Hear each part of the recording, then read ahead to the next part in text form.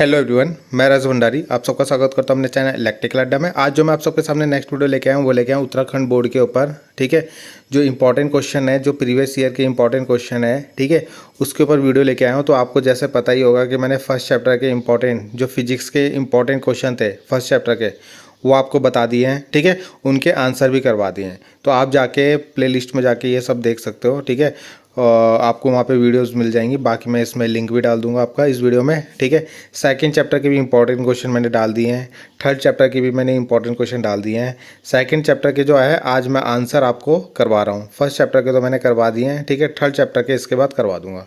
तो यानी 3 चैप्टर आपके कंप्लीट हो जाएंगे, जिसमें मतलब इसके अंदर वो सारे क्वेश्चन आ जाएंगे जो एग्ज़ाम में आएंगे आपके।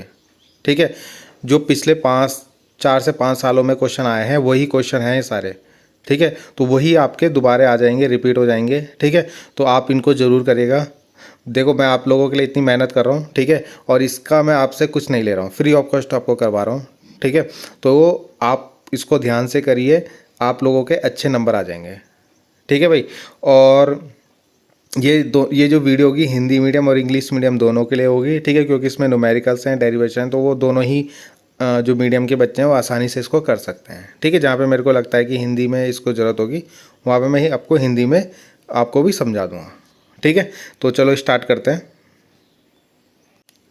तो जो मैंने आपको क्वेश्चन दिया था उसमें पहला क्वेश्चन ये था कि एक √2 है ना, एक वर्ग है, वर्ग मतलब स्क्वायर है, जिसकी साइड कितनी है, सारी भुजाएं जो हैं वो कितनी है, √2 इस तरीके से है। ठीक है, और यहाँ कॉर्नर्स है ना, जो कॉर्नर यहाँ पे, ठीक है, कोने जो हैं वहाँ पे कितना 100 माइक्रोकुलाम का चार्ज रखा हुआ है, 100 माइक्रोकुलाम चारों कोने पे। तो वर्ग के केंद्र पे आपको यहाँ पे सेंटर पे पोटेंशियल निकालना है। क्या निकालना है? इलेक्ट्रिक पोटेंशियल निकालना है। ठीक है, क्या निकालना है? इलेक्ट्रिक पोटेंशियल निकालना है सेंटर पे, कि ये कितना पोटेंशियल बनाएगा, ये कितना बनाएगा, ये कितना लगाएगा, ये कितना लगाएगा। ठीक है, जिसको क्या बोलते हैं, वैद्युत विभव, वो आपको निकालना है। ठीक है, तो देखते हैं इसका आंसर। तो यहाँ पे जैसे देखो ये है इसका आंसर। ठीक है, तो यहाँ पे आपका जो फर्स्ट जो आपका क्या है, फर्स्ट ये है। ठीक है, ये डायग्राम मैंने यहाँ पे बना दिया है जो मैंने आपको समझाया था अभी। ठीक है, तो आपको क्या करना है, इसके केंद्र यानी सेंटर पे यहाँ पे कितना पोटेंशियल होगा वो निकालना है। तो आप क्या करोगे, एक बार ए के कारण कितना लगेगा पोटेंशियल, बी के कारण कितना होगा, यहाँ पे सी के कारण कितना होगा, डी के कारण कितना होगा, वो निकालोगे और चारों को ऐड कर दोगे। ठीक है, अब आप देखो पोटेंशियल यानी विभव का जो फॉर्मूला होता है वो क्या होता है, 1/4 पाई एप्सिलॉन नॉट, ठीक है, Q/R, यही फॉर्मूला होता है। ठीक है, V का। तो यहाँ पे आप क्या कर सकते हो, अब आपका यहाँ पे Q कौन सा आएगा, Q आएगा जिससे आप निकाल रहे हो। सपोज A वाला निकाल रहे हो आप, कौन सा, A वाला, तो यहाँ पे 100 आएगा। ठीक है, A के कारण, और यहाँ पे ये वाली डिस्टेंस आएगी, अगर आप देखो, यानी A से पूरा जो आपका कहाँ तक की डिस्टेंस आएगी, A से O तक, ये जो सेंटर है यहाँ तक की डिस्टेंस। ठीक है, यानी R में कितना रखोगे, जो यहाँ तक की वैल्यू होगी। अभी यहाँ तक की वैल्यू हमें पता नहीं तो हमें निकालनी पड़ेगी। ठीक है, ऐसी जब B के कारण निकालोगे तो यहाँ से यहाँ तक का R लिखोगे, जब C के कारण निकालोगे तो यहाँ से यहाँ तक का R निकालोगे, और जब D के कारण निकालोगे तो यहाँ से यहाँ का R, और Q तो हमेशा आपका 100 ही रहेगा सब में। जब आप VA निकालोगे, VB निकालोगे, VC निकालोगे, VD निकालोगे, है ना, तो ये तो सेम रहेगा सबका, केवल यहाँ पे Q की जगह 100 ही आएगा सब में, केवल R चेंज होगा, है ना, और R भी सबका सेम ही आएगा, अभी हम देखेंगे। तो पहले हम R निकालते हैं। R कैसे निकालेंगे, देखो ये आपका √2 है, ये आपका √2 है, तो ये कितना आएगा, तो यहाँ पे आप पाइथागोरस थ्योरम लगा लोगे। ठीक है, तो यहाँ पे देखो पाइथागोरस इसने लिया है ADC ये वाला ट्रायंगल लिया है। ठीक है, तो आपको पता है जो क्या होता है, हाइपोटेनियस यानी कर्ण का स्क्वायर, AD लंब का स्क्वायर प्लस आधार का स्क्वायर, यही होता है, ये मैंने लिखा है। ठीक है, तो यहाँ से AC कैसे निकलेगा, ये √2 रखा है यहाँ पे, है ना, और इसका स्क्वायर हटाया तो यहाँ क्या लगा दिया, रूट लगा दिया, इनके ऊपर क्या लगा दिया, रूट लगा दिया। ठीक, तो जैसे रूट लगाएंगे तो √2 का स्क्वायर कितना होता है, 2 होता है, ठीक है, तो ये 2 हो गया। वैसे ही इस √2 का स्क्वायर करोगे 2 हो जाएगा, और 2 कितना हो गया 4, और 4 √4 का वैल्यू कितनी होती है 2 होती है। तो यानी यहाँ से आपका जो AC आया पूरा वो कितना आ गया 2 आ गया, 2 आ गया। मगर हमें तो आधा चाहिए ना, हमें आधा चाहिए, क्योंकि जब मैं A से सेंटर पे निकालूंगा तो मेरे को तो आधा ही आना है ना यहाँ से यहाँ तक, ठीक है। या मैं B से आऊँगा तो B वाला भी मेरे को आधा चाहिए, C वाला भी मेरे को आधा चाहिए, और D वाला भी मेरे को आधा चाहिए। तो इन सबको मैंने क्या करा, जो 2 था उसको 2 से डिवाइड कर दिया, तो कितना आ गया 1 सेंटीमीटर आ गया, ठीक है भाई। अब क्या करा हमने, अब हमने जो है ना V equal to VA plus VB plus VC plus VD plus VC plus VD, ठीक है, इन सबको जोड़ दिया। अब इन सब का जो फॉर्मूला है आपको पता है कितना है, 1/4 पाई एप्सिलॉन नॉट, सब में आएगा, है ना, सारे में आएगा। तो ये मैंने बाहर ले लिया पहले ही, ठीक है। तो केवल क्या बचेगा, Q1/R1, Q2/R2, Q3/R3, Q4/R4, ठीक है। ये R4 होगा यहाँ पे, ठीक है, सॉरी R4, R3 R4, ठीक है। यहाँ तक कोई दिक्कत नहीं होगी किसी को भी, केवल यहाँ पे मैथ्स ही है, ठीक है। अब क्या करना है आप लोगों को, इस 1/4 पाई एप्सिलॉन नॉट की वैल्यू सबको पता होगी, इतनी होती है 9 × 10⁹। Q1 Q2 Q3 Q4 सबका 100 है तो 100 रख दिया। R1 R2 R3 R4 सबका 1 है तो 1 रख दिया, है ना, सब जगह 1 1 1 1 रख दिया। अब बस इसको सॉल्व करना है, सॉल्व आपको आता ही होगा करना है, ठीक है। तो इन सबको जोड़ोगे 100 100 100 100 तो 400 हो जाएगा, और 10⁻⁻6 हो जाएगा। 400 की मल्टीप्लाई 9 से करो तो 3600 हो जाएगा, और 10⁻³ हो जाएगा, ठीक है। और इसको सॉल्व करोगे तो इतनी वोल्ट आ गया, ठीक है। तो इसको करना है एक बार, अगर कहीं पे भी दिक्कत होगी तो कमेंट करना। देखो मैं ज़्यादा टाइम नहीं ले सकता वरना वीडियो बहुत लंबी बन जाएगी, ठीक है। तो मैं जल्दी जल्दी कराने की कोशिश करूँगा, तो जहाँ पे समझ में ना आए बता देना मेरे को। अगला क्वेश्चन जो है कि एक समांतर पट्ट संधारित्र की धारिता का आपको फॉर्मूला बनाना है, यानी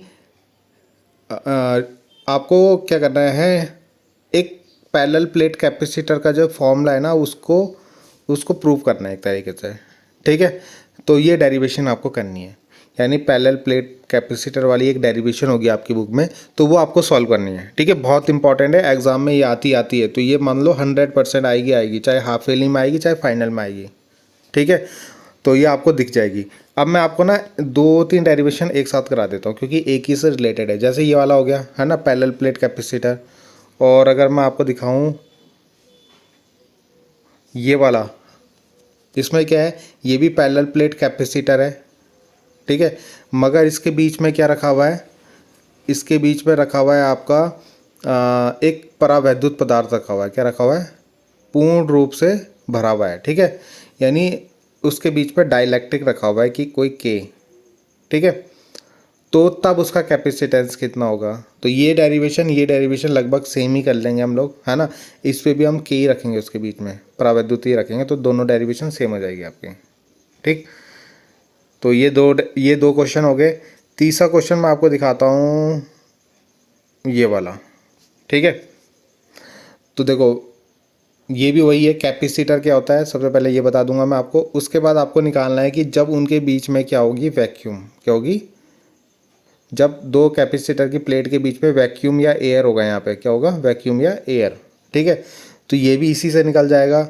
और जब उन दोनों के बीच में एक डाइलेक्ट्रिक होगा के, तब ये भी निकल जाएगा, ठीक है। और अगर उनके बीच में हमने कोई क्या रख दिया, मेटल यानी कंडक्टिंग स्लैब रख दी, क्या रख दी, कंडक्टिंग स्लैब, ठीक है।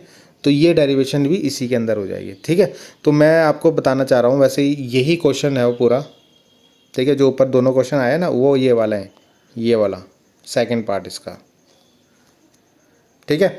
और फर्स्ट पार्ट एक बार आप एयर रख लो, एक बार डाइलेक्ट्रिक रख लो, और एक बार उसके बीच में क्या रख लो, ये रख लो, मेटल रख लो, कंडक्टिंग स्लैब, ठीक है। तो देखते हैं इसका आंसर। तो जैसा कि आपको स्क्रीन में दिख रहा होगा पैरेलल प्लेट कैपेसिटर, ठीक है। तो हमें 3 तरीके से करना है इसको। एक बार ये जो 2 प्लेट हैं इनके बीच में एयर रखनी है, ठीक है। एक बार इन दोनों के बीच में डाइलेक्ट्रिक रखना है, और एक बार इन दोनों के बीच में कंडक्टिंग स्लैब रखनी है, ठीक है। तो ये वाली डेरिवेशन आप करोगे ना तो ये दोनों इससे हो जाएंगी, ठीक है। एक बार एयर और डाइलेक्ट्रिक यानी परावैद्युत जब हम रखेंगे, एयर मतलब वायु या वैक्यूम रखना है, ठीक है। तो ये जो दोनों पार्ट हैं इसके वो इसी वाले से हो जाएंगे, ठीक है। थर्ड पार्ट हम अलग से कराएंगे आपको। तो देखते हैं यहाँ पे क्या करा हुआ है, मैंने स्टार्ट करा हुआ है इससे के रख के, क्या रख के, के रख के, कि यहाँ पे जो दो प्लेट है इनके बीच में देखो के लिखा हुआ है। के मतलब परावैद्युत पदार्थ यानी डाइलेक्ट्रिक सब्सटेंस रखा हुआ है कोई, ठीक है। जैसे माइका रख देते हैं हम लोग, है ना। तो ये डाइलेक्ट्रिक सब्सटेंस होता है, सबसे अच्छा डाइलेक्ट्रिक सब्सटेंस यानी परावैद्युत पदार्थ होता है ये, ठीक है। क्योंकि दो कैपेसिटर होते हैं ना, उनके बीच में क्या होते हैं, प्लेट होती हैं, एक में प्लस चार्ज आता है, एक में माइनस चार्ज। तो ये दोनों प्लेट अलग अलग होनी चाहिए, तो उसके बीच में क्या होता है, डाइलेक्ट्रिक भर देते हैं, जिससे इसकी डाइलेक्ट्रिक यानी परावैद्युत भर देते हैं के, ठीक है। जिससे इसकी जो क्षमता है यानी पावर होती है वो बढ़ जाती है एक तरीके से, यानी कैपेसिटेंस बढ़ जाता है इसका। कैपेसिटेंस यानी धारिता बढ़ जाती है। धारिता मतलब आवेश यानी चार्ज को अपने अंदर स्टोर करने यानी संचित करने की जिसको पावर है वो बढ़ जाती है, ठीक है। मैं हिंदी इंग्लिश दोनों मीडियम वालों के लिए कोशिश कर रहा हूँ पढ़ाने की, ठीक है। तो उससे उनकी कैपेसिटेंस बढ़ जाता है, धारिता बढ़ जाती है, ठीक है। तो जैसे यहाँ पे दो प्लेट है ए और बी, इनके बीच में देखो इधर वाली प्लस प्लेट है सारी, इधर वाली माइनस, इनमें चार्ज है, ठीक है। अब होगा क्या, आपके इलेक्ट्रिक फील्ड जाएगा प्लस से माइनस की तरफ, ऐसे इलेक्ट्रिक फील्ड कहाँ जाता है, हमेशा प्लस से माइनस की तरफ जाता है, ठीक है। और ये वाली प्लेट हमने अर्थ कर रखी है। तो अगर हम देखें तो ये सब यहाँ पे थ्योरी लिखी हुई है, ठीक है। थ्योरी में क्या लिखा हुआ है, देखो मैं हिंदी वालों को समझा देता हूँ, इंग्लिश वालों के लिए तो यहीं पे है, ठीक है। तो यानी एक प्लेट में आपका प्लस चार्ज है, एक प्लेट में माइनस चार्ज है, पहले तो ये लिखा हुआ है, ठीक है। और यहाँ पे जो एरिया प्लेट है उनका एरिया यानी क्षेत्रफल ए ले रखा है हमने, दोनों प्लेटों का क्षेत्रफल ए ले रखा है, ठीक है। इनके बीच में एक परावैद्युत पदार्थ यानी डाइलेक्ट्रिक भरा हुआ है, ठीक है। उसके बाद यहाँ पे सरफेस ये है जो चार्ज डेंसिटी ऑफ प्लेट, यानी इन प्लेटों में जो आवेश घनत्व है, चार्ज डेंसिटी मतलब आवेश घनत्व, आपने पढ़ा होगा हिंदी में आवेश घनत्व, ठीक है। वो कितना है, sigma equal to Q upon A, कितना है, क्यू अपॉन ए, ठीक है। तो ये फॉर्मूला आपको याद रखना है आवेश घनत्व का यानी चार्ज डेंसिटी का, ठीक है। ये यूज़ होगा अभी आगे। तो ये थ्योरी में यहाँ पे लिखा हुआ है, ठीक है। तो स्टार्ट करते हैं। अब देखो यहाँ पे आपको पता है कि इन दो प्लेटों के बीच में इलेक्ट्रिक फील्ड बन रहा है यानी वैद्युत क्षेत्र बन रहा है जो प्लस से ए से बी की तरफ जा रहा है। तो ये जो इलेक्ट्रिक फील्ड है उसकी वैल्यू कितनी है, सिग्मा अपॉन के एप्सिलॉन नॉट, ठीक है। ये फॉर्मूला आपका आपने गॉस थ्योरम वाले चैप्टर में पढ़ा होगा, ठीक है। ये फॉर्मूला आप याद रखना, इलेक्ट्रिक फील्ड इक्वल तो होता है सिग्मा, इसे सिग्मा बोलते हैं, के यहाँ पे जो डाइलेक्ट्रिक है और एप्सिलॉन नॉट। अगर यहाँ पे एयर होती ना तो केवल ये लिखता मैं, के नहीं लिखता इसके साथ, ठीक है। अगर आपको एयर वाली अलग से करनी है ना तो यहाँ पे के की जगह क्या आएगा, केवल के की जगह 1 हो जाएगा, तो सिग्मा अपॉन एप्सिलॉन नॉट होगा, ठीक है। मगर यहाँ पे के है तो इसलिए उसके के भी आ रहा है फॉर्मूले में। तो ये आ गया इलेक्ट्रिक फील्ड। अब ये जो दो प्लेट हैं आपकी ए और बी, ठीक है, और इलेक्ट्रिक फील्ड ऐसे जा रहा है इसके बीच में, ठीक है। तो यहाँ पे जो पोटेंशियल होगा यानी वोल्टेज जो होगा वो कितना होगा, देखो तो वी ए बी। तो ये फॉर्मूला कहाँ से निकाला, एक फॉर्मूला पढ़ा होगा आपने, E equal to V upon D, ठीक है। इलेक्ट्रिक फील्ड और पोटेंशियल में रिलेशन, ठीक है। तो यहाँ से अगर मैं वी निकालूँ तो क्या आएगा, ई इंटू डी आएगा, देखो आएगा ना, वी अगर निकालेंगे तो इन दोनों की मल्टीप्लाई कर देंगे क्रॉस में, तो वही यहाँ पे हमने फॉर्मूला लिखा हुआ है ई इंटू डी, ठीक है। अब हमने क्या करा, यहाँ पे ई की वैल्यू जो ऊपर थी उसको यहाँ पे रख दिया, ई की जगह रख दिया मैंने, और डी को डी रखा। अब क्या करना है, जो ये सिग्मा है यहाँ पे सिग्मा, उसका फॉर्मूला मैंने ऊपर बताया था क्यू अपॉन ए, तो वो भी रख दिया वहाँ पे। तो आपको दिख रहा होगा क्यू और ए भी आ गया यहाँ पे, और इंटू में डी है आपका, ठीक है। अब इतना हो गया, अब बस खत्म हो गई डेरिवेशन। आपका कैपेसिटेंस निकालना था, मैं कैपेसिटेंस का फॉर्मूला होता है क्यू अपॉन वी, ठीक है, यानी धारिता बोलते हैं इसको, जो हमें निकालना है पैरेलल प्लेट कैपेसिटी यानी समांतर पट्ट संधारित्र की धारिता, तो यही निकालना है आपको सी। तो क्यू तो क्यू रहेगा और वी अभी आपने निकाल दिया, वी कितना था, क्यू अपॉन के ए एप्सिलॉन नॉट डी, यही था। क्यू से क्यू को काट देना, ठीक है, और क्या हो जाएगा, के एप्सिलॉन नॉट ऊपर चल जाएगा और डी नीचे आ जाएगा इसका, ठीक है। तो यानी ये जो कैपेसिटेंस का फॉर्मूला बनेगा ना वो ये बनेगा आपका, है ना, ये जो है ऊपर चला जाएगा और डी वहीं नीचे रह जाएगा। तो ये आपका धारिता का फॉर्मूला आ गया, ठीक है। तो ये हो गया पहला जो एक थी जो पैरेलल प्लेट, जब उनके बीच में के रखा हुआ है तो उसकी उसकी धारिता ये होती है। ठीक है, अगर मान लो इनके बीच में क्या है, वैक्यूम है या एयर है, तो आप क्या करोगे, केवल यहाँ पे के की जगह ना 1 रख दो। क्या रख दो, के की जगह 1।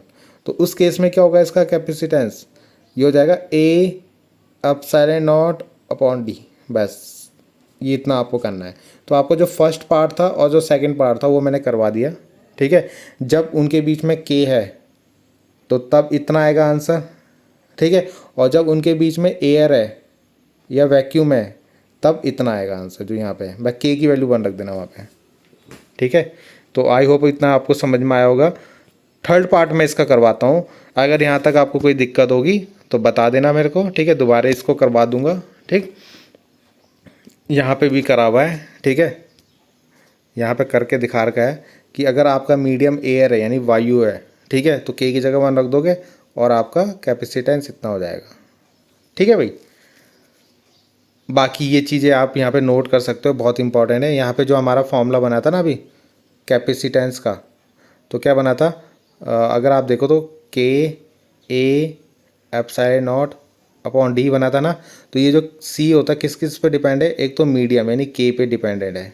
ठीक है, अगर आप कम जितना अच्छा डाइलेक्ट्रिक रखोगे कैपेसिटेंस उतना बढ़ेगा। ए अगर बढ़ाओगे तो कैपेसिटेंस बढ़ेगा, और डिस्टेंस आप बढ़ाओगे तो कैपेसिटेंस कम होगा। ये भी पूछता है 1 नंबर में। ठीक है, तो ये सब मैंने यहाँ पे नोट्स में लिखे हुए हैं, आप इसको भी पढ़ लेना, भले इस क्वेश्चन में पूछा ना हो मगर ये आता है एग्ज़ाम में। ठीक है, तो इतना इतना इसको पढ़ लेना आप लोग, बाकी एयर के लिए ही हो जाएगा।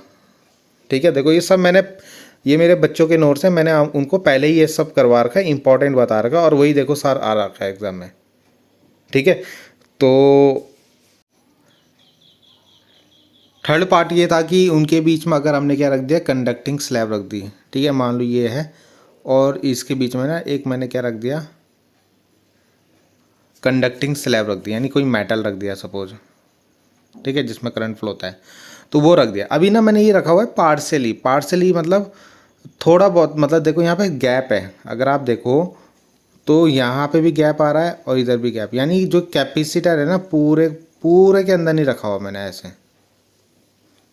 ठीक है, अगर मैं इसको पूरा ऐसे भर दूँ ना, इसके अंदर पूरा मेटल रख दूँ, ठीक है, तो वहाँ पे इलेक्ट्रिक फील्ड क्या हो जाएगा, टोटल 0 हो जाएगा। अभी मैंने इसको पार्शियली फील्ड कर रखा है। ठीक है, क्या कर रखा है, पार्शियली फील्ड कर रखा है।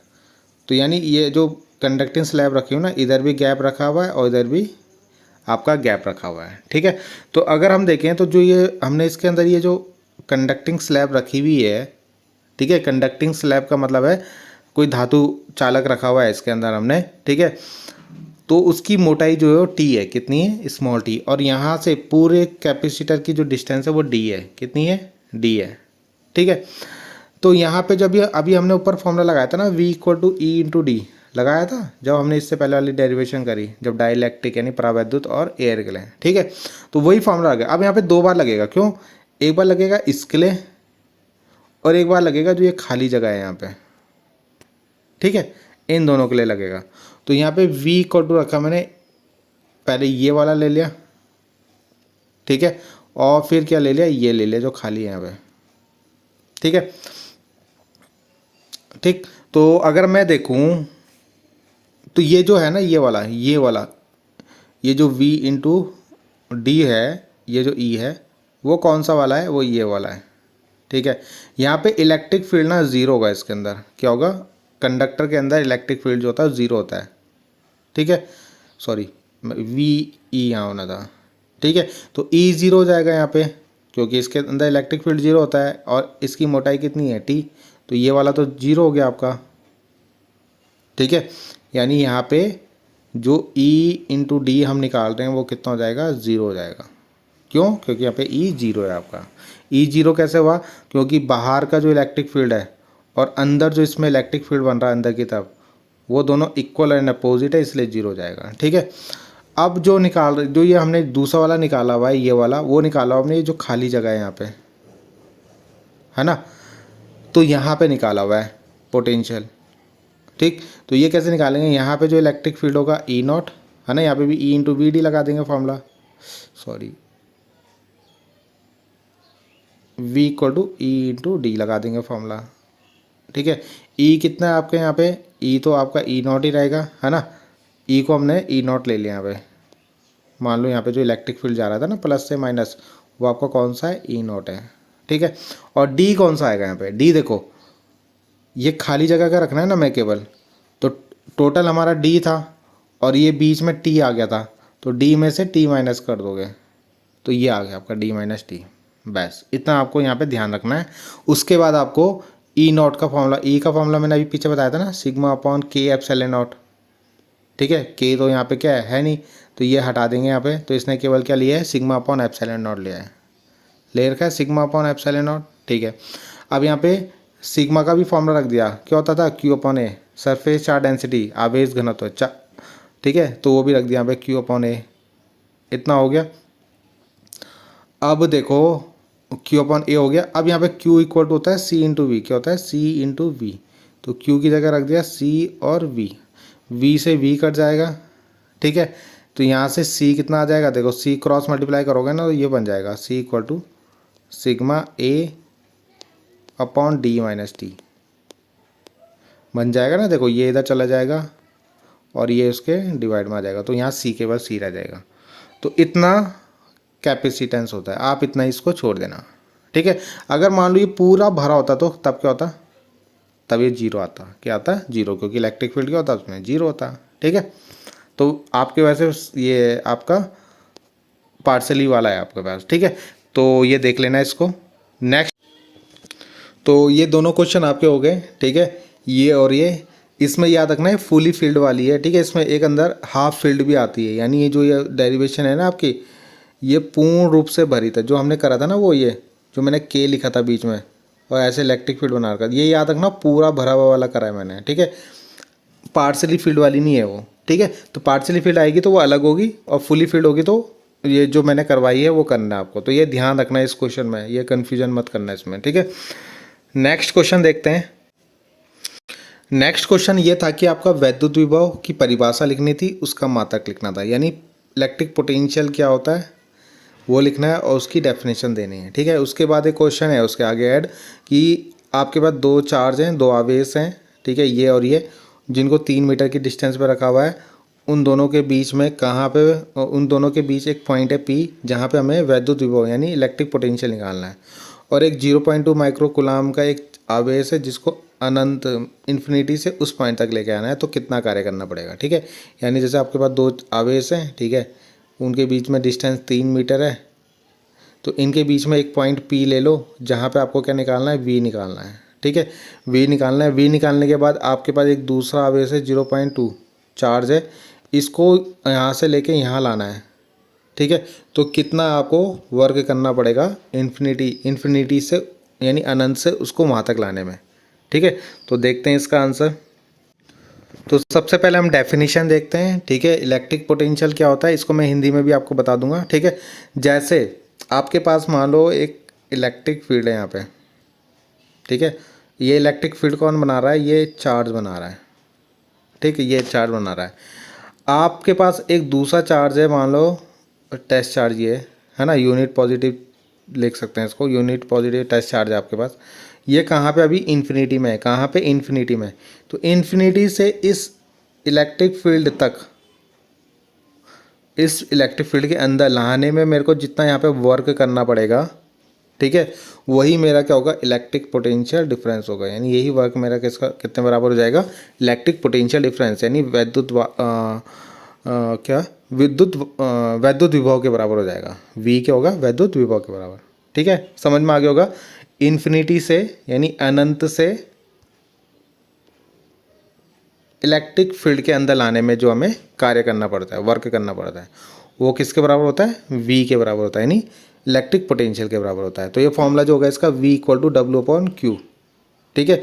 यूनिट होती है जूल पर कुलाम, या सिंपल वोल्ट लिख सकते हैं हम, क्या लिख सकते हैं, वोल्ट, वोल्ट भी इसकी यूनिट होती है क्योंकि ये भी एक वोल्टेज है, ठीक है। इसका हिंदी में देखते हैं। तो यहाँ पे आपको हिंदी में इसकी डेफिनेशन मिल जाएगी कि इकाई आवेश को अनंत से किसी बिंदु तक लाने में जो कार्य करना पड़ता है उसे उस बिंदु तक का विद्युत वाहक बल कहते हैं, ठीक है। ये इसका फॉर्मूला हो गया, ये इसकी यूनिट हो गई, ठीक है, मैंने समझा आपको वहाँ पे दिया है। नेक्स्ट देखते हैं। उसके बाद उसके आगे था न्यूमेरिकल, ठीक है, कि दो आपके पास चार्ज हैं ये और ये, ठीक है, दो दो चार्ज हैं आपके पास, ठीक है, उनके बीच की डिस्टेंस कितनी थी, 3 मीटर थी, ठीक है। आपने क्या करा, उसको 1.5 में ब्रेक कर दिया, मिड पॉइंट पे है वो, ठीक है। उसके बाद क्या करा, वहाँ पे आपको निकालना था इस पॉइंट पे, जो ये पॉइंट है पी, इस पे आपको निकालना था वी, क्या निकालना था, वी निकालना था, ठीक है। तो आपको पता है वी का फॉर्मूला क्या होता है, इसको हम के क्यू अपॉन आर लेते हैं ना, फॉर्मूला के क्यू अपॉन आर, ठीक है। तो जब मैं इसके लिए लगाऊंगा तो इसे 1 और इसे 1 लिख लूँगा, और जब मैं इसके लिए निकालूंगा तो इसे 2, इसको भी 2 लिख दूंगा, ठीक है। मतलब फॉर्मूला सेम है, केवल 2। तो ये देखो, ये हो गया, ये हो गया। के की वैल्यू आपको पता है ना, 1/4πε0 होती है, ठीक है।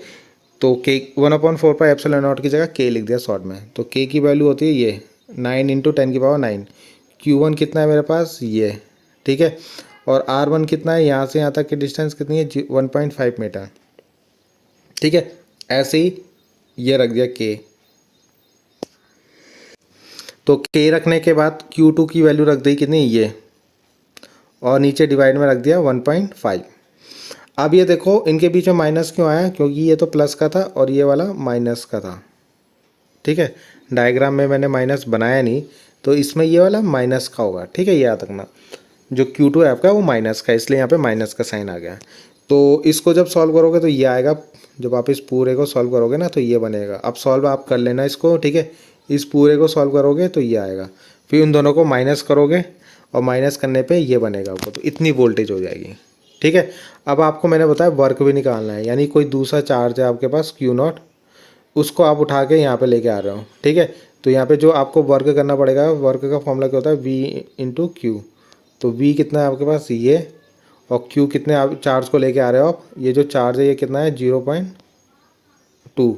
तो 0.2 माइक्रो कुलाम था, तो उसको कुलाम में बदलोगे तो 10⁻⁻6 से मल्टीप्लाई कर देंगे, ठीक है। तो ये यहाँ पे इसके साथ रखा और मल्टीप्लाई करिए, आंसर आया।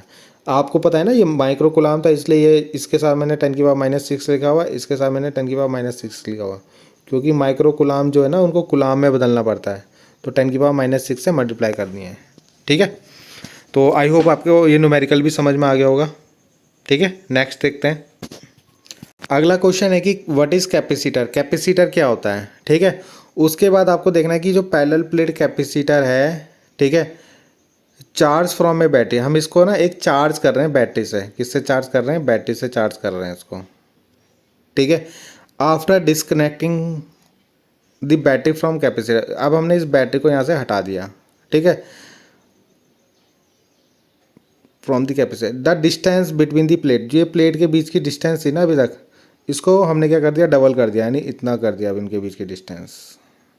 तो what will be effect on, उसके कैपेसिटर में क्या प्रभाव पड़ेगा, कैपेसिटेंस में यानी धारिता में, और संग्रहित ऊर्जा यानी स्टोर एनर्जी में क्या फ़र्क पड़ेगा, वो हमें देखना है। तो इम्पॉर्टेंट क्वेश्चन है ये, ठीक है, बहुत ही इंपॉर्टेंट है, एग्ज़ाम में आता ही आता है, तो इसको ज़रूर करके जाना। देखो, ठीक है भाई, सब बता रहा हूँ आपको क्या क्या आ सकता है, ठीक। और इसका आपको कोई चार्ज नहीं पड़ेगा, आपको केवल पढ़ना ही है इसमें, ठीक है। तो सब चीज़ आपको मिल रहा है, तो इसको कर लेना। तो बाकी मैं इसका आंसर दिखाता हूँ आपको। तो सबसे पहले कैपेसिटर क्या होता है, देखो ये डेफिनेशन है, एक पहले क्वेश्चन में भी थी, वहाँ पे मैंने करवाई नहीं थी, तो यहीं से आप उसको देख लेना। कैपेसिटर एक ऐसी डिवाइस है जो स्टोर करती है किसको, सॉरी यहाँ पे छूट गया है, चार्ज को, किसको, चार्ज को स्टोर करती है किसकी फॉर्म में, इलेक्ट्रिक एनर्जी की फॉर्म में, ठीक है। अच्छा लिखा हुआ है, sorry, electric energy, store electric energy in form of electric field, यानी जो चार्ज होता है ना, ये कैपेसिटर के अंदर किस फॉर्म में स्टोर होता है, इलेक्ट्रिक फील्ड की फॉर्म में। इसको याद रखना, बहुत इंपॉर्टेंट है। इलेक्ट्रिक फील्ड लिखते नहीं है बच्चे बहुत से, किस फॉर्म में यहाँ पे स्टोर होगा, इलेक्ट्रिक फील्ड की फॉर्म में। जब आप इंडक्टर पढ़ोगे ना, वहाँ पे मैग्नेटिक फील्ड की फॉर्म में होता है, ठीक है। तो ये आप कर लेना, इसमें हिंदी में भी है, ठीक है, जो आप इसको वैद्युत क्षेत्र के रूप में यहाँ पे संचित करती है। तो ये केवल डेफिनेशन है आपकी, ठीक है, तो इसको कर लेना। बाकी मेरे को बता देना, आप लोग कमेंट जरूर करना कि कैसी आपको ये वीडियोस लग रही हैं, ठीक है। आपको इसमें इस तरीके से पढ़ने में मज़ा आ रहा है या नहीं आ रहा है, ठीक है, तो बता देना मेरे को कमेंट करके ज़रूर, ठीक है। तो देखते हैं इसका आंसर।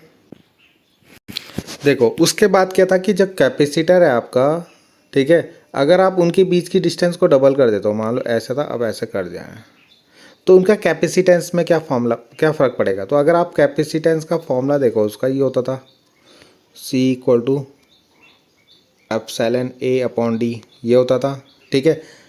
अब उसने बोला है कि इसकी डिस्टेंस डबल कर दी, तो CA,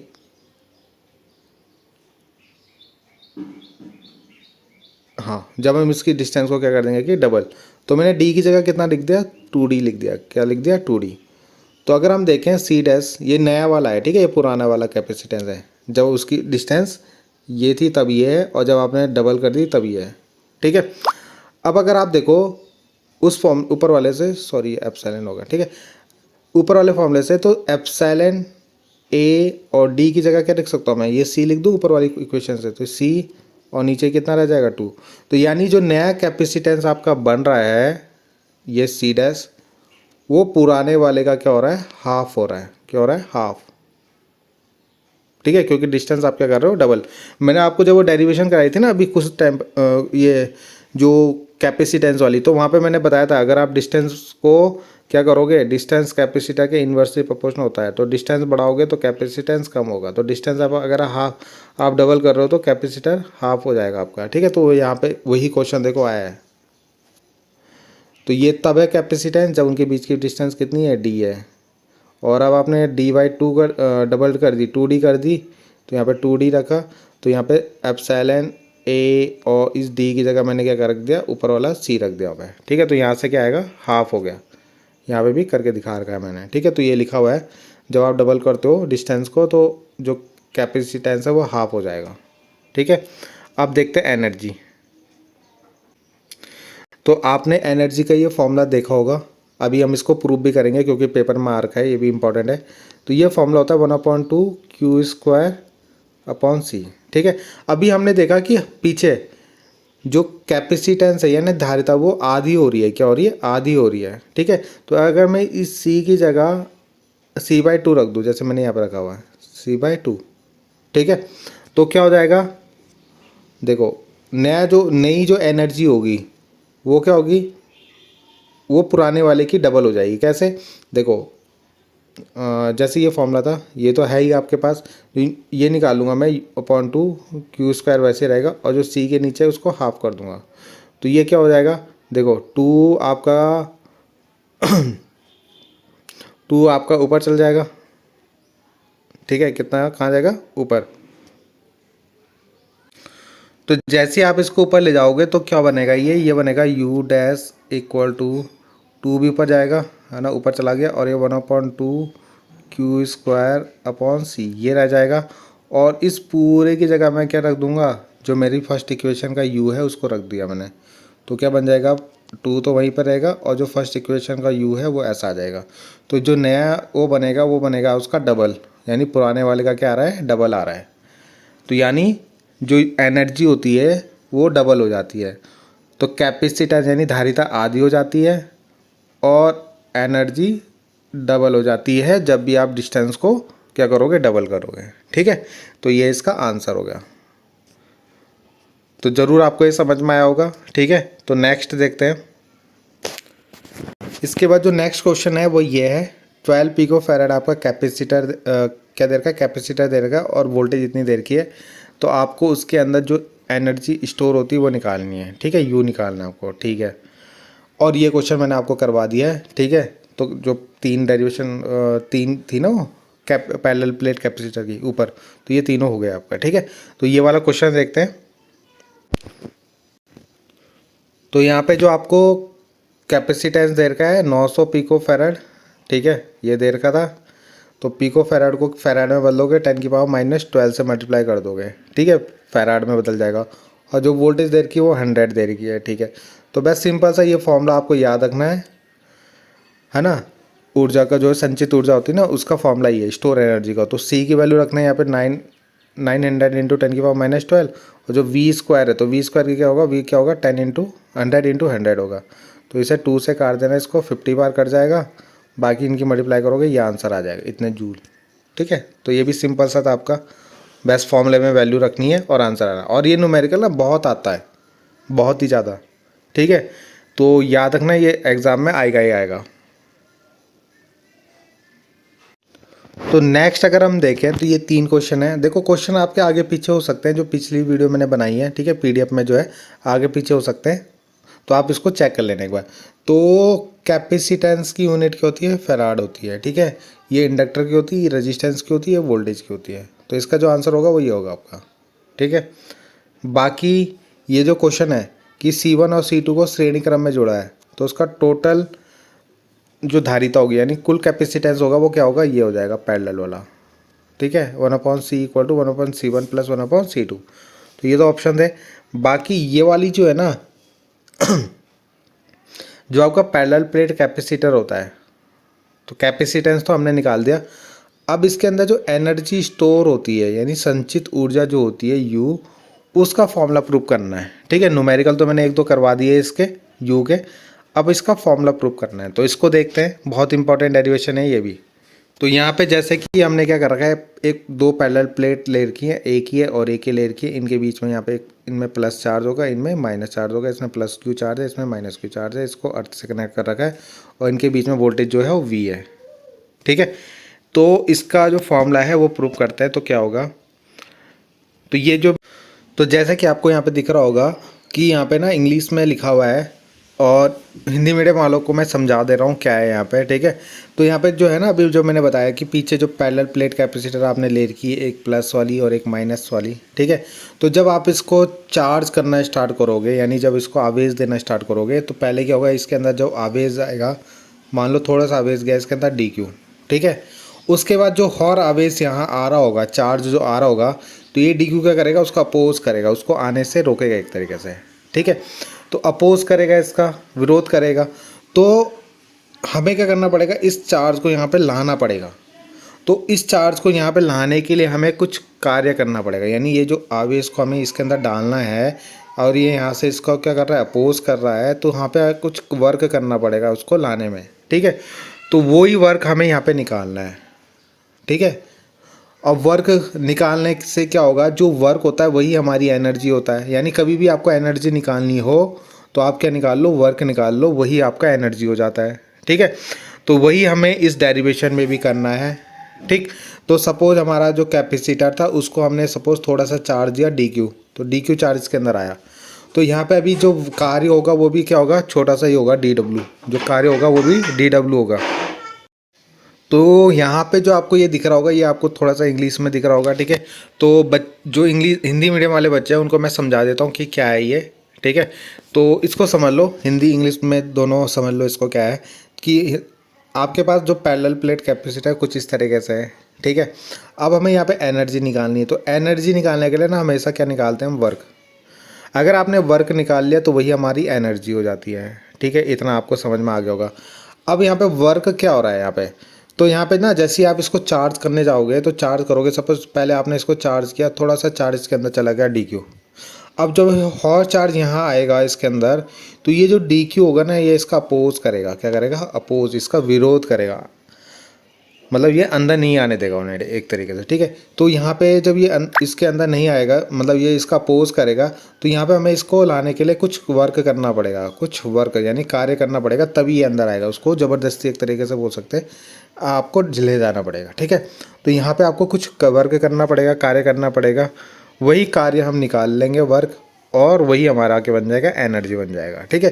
तो सपोज आपने DQ चार्ज दिया कैपेसिटर को, तो यहाँ पे वर्क क्या होगा, अगर आपने कैपेसिटर को DQ चार्ज दिया था स्टार्टिंग में, ठीक है, तो उस समय आपने कितना वर्क करा, तो उसमें कार्य भी स्मॉल ही होगा। तो कार्य का फॉर्मूला होता है V × Q होता है, और जो हमने चार्ज जो DQ दिया तो इसलिए DQ लिख देंगे, ठीक है।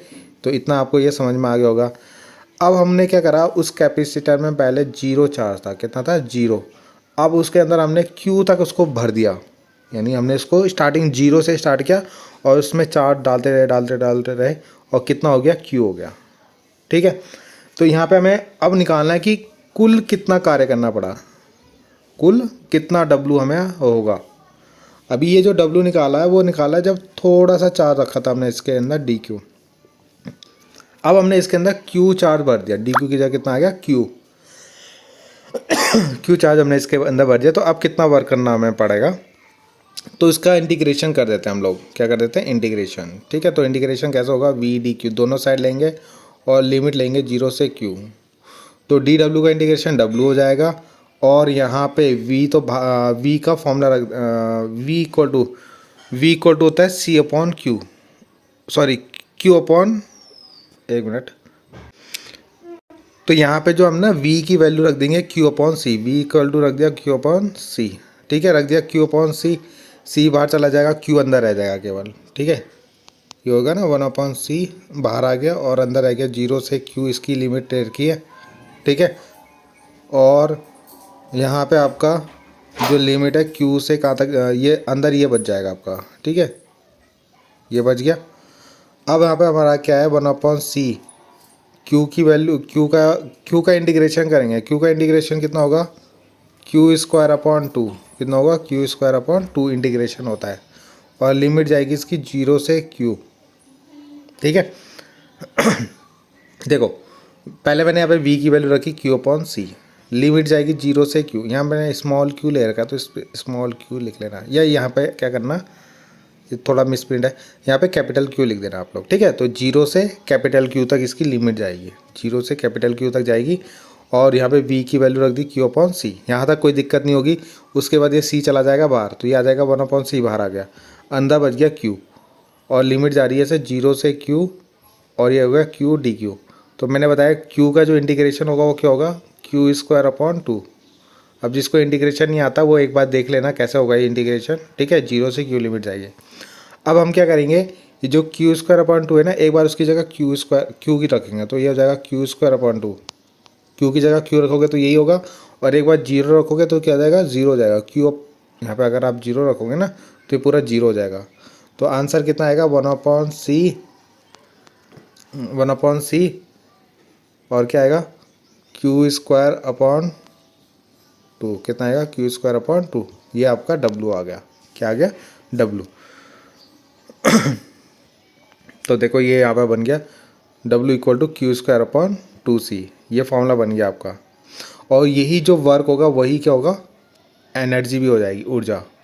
कौन सी एनर्जी है, पोटेंशियल एनर्जी। ठीक है, बाकी इस फॉर्मूले को और चेंज भी कर लेते हैं कभी कभी, तो दूसरे फॉर्मूले भी पूछ लेता है। जैसे यहाँ पे क्यू स्क्वायर अपॉन 2c है ना, तो यहाँ पे क्या करेंगे, क्यू की वैल्यू पुट कर देंगे c इंटू वी, तो ये क्या बन जाएगा, C square V square upon 2c, है ना, क्या था, u equal to 1 upon 2 Q square था ना, क्यू स्क्वायर अपॉन सी, तो क्यू की जगह सी इंटू भी रखा, तो इसका स्क्वायर करोगे सी स्क्वायर वी स्क्वायर, एक सी से एक सी कट जाएगा, तो ये बन जाएगा 1 अपॉन 2 सी वी स्क्वायर। ठीक है, एक फॉर्मूला ये भी आपका। बाकी एक फॉर्मूला ये भी होता है आपका, u equal to Q V upon 2। तो आपको एग्ज़ाम में आएगा तो यहीं तक कर लेना है इसको। ठीक है, बाकी फॉर्मूले जो है वो न्यूमेरिकल्स के लिए आपके। ठीक है, तो ये डेरिवेशन भी इतनी है, और ये इंपॉर्टेंट डेरिवेशन है, इसको ज़रूर कर लेना। ठीक है, अच्छे से कर लेना, आपको ईजिली ये समझ में आ जाएगी। ठीक है, नेक्स्ट देखते हैं। नेक्स्ट क्वेश्चन क्या है कि आपके पास 9 पिको फैराड के 3 कैपेसिटर हैं, और तीनों को श्रेणी क्रम यानी सीरीज में जोड़ना है आपको, और वोल्टेज कितनी देनी है, 120 वोल्ट सप्लाई। तो उनकी कुल कैपेसिटेंस, कुल धारिता निकालनी है, और ईच कैपेसिटर में कितना आपका आवेश जाएगा वो निकालना है। ठीक है, तो अच्छा क्वेश्चन है, देखते हैं इसको भी। तो यहाँ पे जो है तीनों कैपेसिटर को सीरीज में जोड़ दिया, तीनों में जो Q जाएगा वो सेम जाएगा ना, एक ही रास्ता है जाने का, तो Q ऐसे जाएगा, सब में सेम जाएगा। ठीक है, और जो वोल्टेज वो कितनी 120 वोल्ट है यहाँ पे। तो तीनों को सीरीज में कैसे जोड़ते हैं, ये वाला फॉर्मूला लग जाएगा, 1/C1 plus 1/C2 plus 1/C3, तो 1/9 1/9 1/9 हो जाएगा, तो यानी 3/9 हो जाएगा। और 3/9 यहाँ पे तो ये 1/C है, 3/9 हमें तो C निकालना है, तो C कितना हो जाएगा, 9/3 हो जाएगा। तो कितना आएगा इसका आंसर, 3 आ जाएगा, 3 पिको फैराड। ठीक है, तो पहली चीज़ तो आगे इन तीनों को जोड़ के जो बनेगा वो कितना बनेगा, 3 पिको फैराड बनेगा। उसके बाद आपको क्या निकालना है कि सब में कितना क्यू जाएगा। अब आपको पता है यहाँ से जो क्यू जाएगा तो सब में तो सेम ही जाएगा ना, एक ही रास्ता है इसको जाने का, तो जो इसमें जाएगा वही है, तो एक क्यू निकाल लेंगे हम। तो क्यू कैसे निकालोगे, C इंटू वी से, तो C कितना है आपके पास 3, और V कितना है 120, तो इनकी मल्टीप्लाई कर लो, तो ये 360 आ जाएगा। कितना आ जाएगा? 360 आ जाएगा। तो यानी 360 इस पे भी जाएगा, 360 इस पे भी जाएगा, इस पे भी 360 गुलाम ये जाएगा। ठीक है, तो आपको इतना ही करना है, वोल्टेज तो नहीं निकालनी। अगर आपको बोलेगा यहाँ पे V1 V2 V3 भी बताओ, तो आप V1 V2 V3 भी निकाल लोगे ये फॉर्मूला से। ठीक है, वैल्यू रख दोगे और आंसर आ जाएगा। वैसे भी आपको पता है तीनों सेम है, तो 120 को 3 से डिवाइड कर दो कितना आएगा? 3 4 जटल 40 40 40 आ जाएगा तीनों में। ठीक है, अगर ये सेम है तो इसलिए। एक क्वेश्चन ये है, ये भी बहुत अच्छा क्वेश्चन है कि जो पैरेलल प्लेट कैपेसिटर है उनके बीच की डिस्टेंस दी है। ठीक है, ये क्वेश्चन हमने पहले भी किया और अब इनके बीच की डिस्टेंस को ना हाफ कर दिया, यानी d/2 कर दिया। कितना कर दिया? d/2 कर दिया। और इससे पहले जो क्वेश्चन था उसमें क्या करा था? पहले कैपेसिटर था, उनके बीच की डिस्टेंस को डबल कर दिया था, 2d कर दिया था। अब की बार हाफ करना है, d/2। तो अब उनकी धारिता यानी कैपेसिटेंस में क्या फ़र्क पड़ेगा वो आपको निकालना है। ठीक है, तो यहाँ पे वैसे आप डायरेक्ट भी याद रख सकते हो, जब हमने डबल किया था तो वहाँ पे जो कैपेसिटेंस था वो हाफ हो गया था। ठीक है, अब हमने डिस्टेंस को हाफ कर दिया तो कैपेसिटेंस डबल हो जाएगा। ठीक है, तो देखते हैं कैसे निकालना है आपको। तो पहले कैपेसिटेंस था ये फॉर्मूला था आपका ε0A/d। ठीक है, अब d को हाफ कर दिया तो क्या बन जाएगा नया वाला? नीचे d/2 लिख दोगे इसको। ठीक है, d/2 में क्या होगा? ये 2 पर जाएगा तो ε0A/d बनेगा। ठीक है, और 2 को 2 रखोगे और ε/A/d को क्या लिख दोगे? देखो ε0A/d की वैल्यू कितनी है? c। तो कितना आ जाएगा? 2c। तो देखो डबल हो गया। कितना हो गया? डबल हो गया आपका। तो यहाँ पे आपको समझ में आ रहा होगा कि जैसे ही आप डिस्टेंस को हाफ करोगे तो कैपेसिटेंस डबल हो जाएगा और डिस्टेंस को डबल करोगे तो कैपेसिटेंस हाफ हो जाएगा। ठीक है, तो इतना आपको समझ में आ गया होगा। नेक्स्ट क्वेश्चन है आपका एसर्शन रीजन वाला, बहुत ही ज़्यादा इंपॉर्टेंट। यही आपका क्या हो रहा है, अब चेंज हो गया जो सिलेबस में आपके पास जो है ये इस तरीके के क्वेश्चन आएंगे एसर्शन रीजन वाले। ठीक है, तो यहाँ पे देखो अभिकथन ए दे रखा है और कारण आर दे रखा है। ठीक है, इस तरीके से आपको क्वेश्चन मिलेगा। ये क्वेश्चन है आपका पूरा। तो यहाँ पे दे रखा है कि जो विद्युत क्षेत्र होता है यानी इलेक्ट्रिक फील्ड होता है वो हमेशा इक्विपोटेंशियल सरफेस के परपेंडिकुलर होता है। यानी जैसे मान लो ये इक्विपोटेंशियल सरफेस है। ठीक है, तो इलेक्ट्रिक फील्ड जो होता है कि उसके हमेशा ऐसे परपेंडिकुलर जाता है, लंबवत जाता है, हिंदी में लंबवत बोलेंगे। ठीक है, तो ये क्या सही बात है? यस, तो ये आपका सही है। ठीक है, दूसरा बोला है कि जो इक्विपोटेंशियल सरफेस होता है, अगर मान लो आपके पास कोई इक्विपोटेंशियल सरफेस है, मान लो ये इक्विपोटेंशियल सरफेस है। ठीक है, इसमें आप किसी चार्ज को मूव करा रहे हो, सपोज यहाँ से एक क्यू है, इसको उठा के यहाँ ले गए। ठीक है, इसी के अंदर मतलब, तो यहाँ पे जो वर्क होगा वो क्या होगा? तो वर्क यहाँ पे 0 होता है। क्या होता है? 0 वर्क होता है। तो यही इन्होंने लिखा कि work done in moving A point charge from one point two another point equipotential surface 0। समविभव पृष्ठ पर एक बिंदु से दूसरे बिंदु तक ले जाने में कार्य जो होता है 0 होता है। यस, ये भी सही है। ठीक है, दोनों पॉइंट उन्होंने सही दे रखा। तो यहाँ पे जो ए है क्या आर उसका कारण है क्या? नहीं, ए कथन अलग है, आर अलग है। अगर ए का रीज़न दिया होता कि क्यों ये पैरेलल होती है यहाँ पे। ठीक है, जो इलेक्ट्रिक फील्ड लाइन होती है वो इस इक्विपोटेंशियल सरफेस यानी समविभव पृष्ठ के लंबवत क्यों होती है, अगर उसका रीज़न यहाँ पे लिखा होता, ठीक है, तो फिर रीज़न ये सही हो जाता है। तो इसका मतलब दोनों है तो सही, दोनों पॉइंट है सही। जैसे यहाँ पे 4 ऑप्शन है, ए और आर दोनों सत्य हैं। ठीक है, आर ए का सही व्याख्या करता है, यानी आर जो है वो ए का सही आंसर है, तो नहीं है ना। तो जो आर है वो ए का सही आंसर नहीं है। ठीक है, तो यहाँ पे देखो ए और आर दोनों सत्य हैं। ठीक है, जो आर है ए का सही व्याख्या नहीं करता है, तो ये वाला ऑप्शन सही हो जाएगा। यानी दोनों है तो सही, मगर जो आर है वो ए की सही व्याख्या नहीं कर रहा है, सही आंसर नहीं है उसका। आर अलग है और ए अलग है। ठीक है, तो ये कौन सा ऑप्शन आएगा यहाँ पे? बी वाला ऑप्शन आएगा। ठीक, तो ये क्वेश्चन भी आप कर लें। नेक्स्ट क्वेश्चन है आपके पास कि ये इस तरीके से आपके कैपेसिटर को रखे हुए हैं, 3 कैपेसिटर। तो यहाँ पे आपके 3 पॉइंट चार्जेस रखे हुए हैं, यानी 3 बिंदु आवेश रखे हुए हैं। तो इनकी वैद्युत स्थिति ऊर्जा का फॉर्मूला हमें निकालना है। ठीक है, ये अभी 2024 में ही आया था। ठीक है, बोर्ड के एग्ज़ाम में बहुत इंपॉर्टेंट क्वेश्चन है और बहुत से बच्चे इसको नहीं करके गए थे पढ़ के। तो इस तरह के क्वेश्चन भी आपको पढ़ना है, ठीक है, जो सिस्टम ऑफ चार्जेस वाले क्वेश्चन होते हैं जहाँ पे मतलब दो या दो से ज़्यादा आपके आवेश होते हैं, ठीक है। एक क्वेश्चन ये है और एक क्वेश्चन ये है आपका, दो चार्ज है, ठीक है, उनके बीच की डिस्टेंस 6 सेंटीमीटर है। तो उनके बीच में जो समविभव पृष्ठ है वो पहचानना है आपका, और इस पृष्ठ के प्रत्येक बिंदु पर वैद्युत क्षेत्र की दिशा कैसे होगी, तो ये आपको बताना है, ठीक है। आइडेंटिफाई करना है कि इक्विपोटेंशियल सरफेस कैसा होगा यहाँ पे और उसमें इलेक्ट्रिक फील्ड लाइंस कैसे होगी। तो ये दो क्वेश्चन आपको करना है, ठीक है। तो देखते हैं इसको। तो पहले वाले का आंसर, जो आपका सेकंड क्वेश्चन था उसका आंसर ये है कि जो दो चार्ज है ना उनके बीच में एक क्या है, एक इक्विपोटेंशियल सरफेस बनेगी। तो कैसे बनेगी उसके मिड पॉइंट पे, तो वो उसके परपेंडिकुलर बनेगी ऐसे, ठीक है। तो पहले वाले का आंसर तो ये हो जाएगा, ठीक, उसके परपेंडिकुलर होगी, जो ए और बी में आपके जो चार्ज रखे हैं ना उनके परपेंडिकुलर हो जाएगा। दूसरा, जो यहाँ पे इलेक्ट्रिक फील्ड होगा कहाँ होगा, अब आपके पास ये चार्ज ऐसे हैं तो यहाँ से इलेक्ट्रिक फील्ड ऐसे जाएगा, इसके कैसे जाएगा, इसके अंदर से जाएगा, normal to this surface in the direction of A B की डायरेक्शन में जाएगा।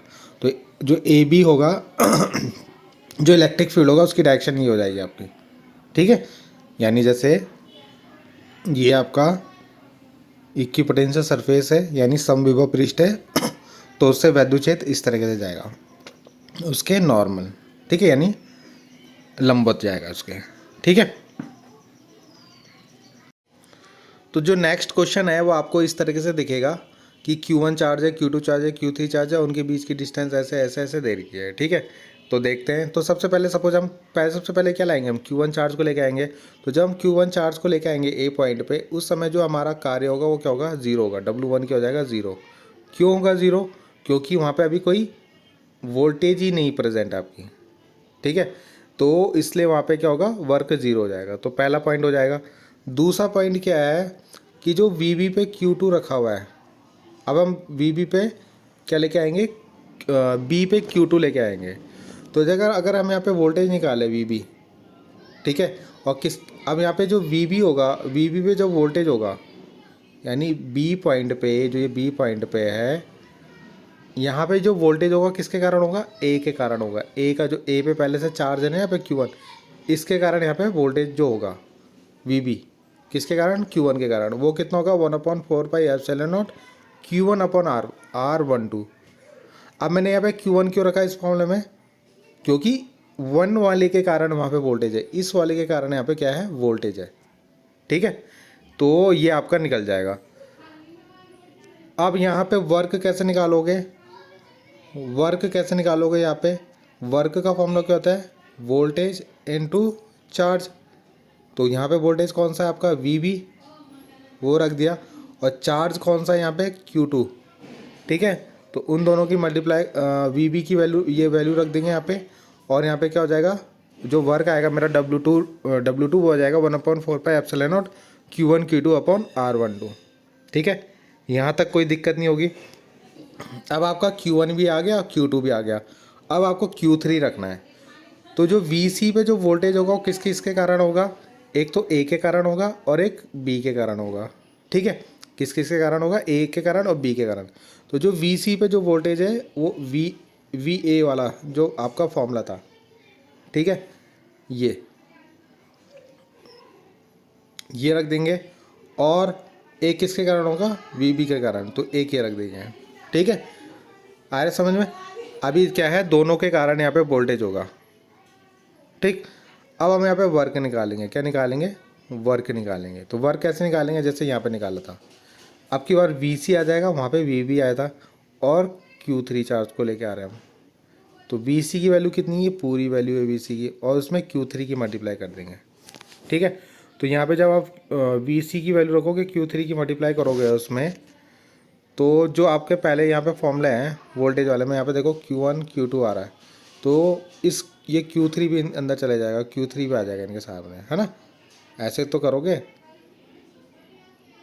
VC की वैल्यू कितनी है, 1/4πε0 Q1/R13 प्लस 1/4πε0 Q2/R23, ठीक है, ये आएगा। और बाहर आपका क्या है, Q3 है, तो इस Q3 की मल्टीप्लाई यहाँ भी हो जाएगी और यहाँ भी हो जाएगी। तो जब Q3 की मल्टीप्लाई करोगे तो ये आपका वर्क आ जाएगा, ठीक है। अब टोटल वर्क कैसे निकालोगे, तीनों को जोड़ दोगे, तीनों को जोड़ोगे, पहला वाला तो 0 है आपका तो 0 रख दिया। W2 आपने निकाला था ये आया था, W3 कितना आया, ये पूरा आया जो अभी हमने निकाला ऊपर।